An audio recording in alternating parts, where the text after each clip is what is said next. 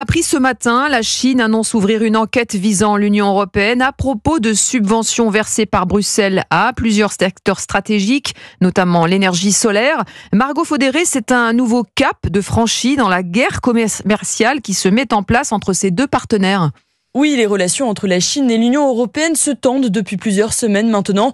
Rappelez-vous, en septembre dernier, Bruxelles a ouvert une enquête sur les subventions versées aux voitures électriques en Chine.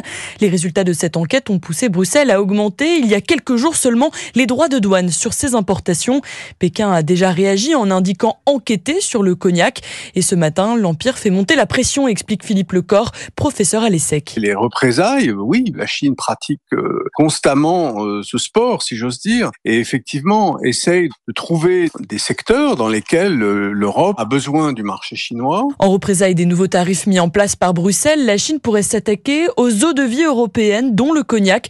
C'est un risque, mais l'Europe doit choisir ses combats, estime Philippe Lecor. Il ne faut pas céder sur les véhicules électriques et sur les secteurs qui, encore une fois, représentent des milliers d'emplois et la souveraineté industrielle européenne. L'électromobilité pourrait par exemple créer plus de 200 000 emplois en Europe d'ici à 2030, selon une étude. Margot Faudéré du service économie d'Europe 1.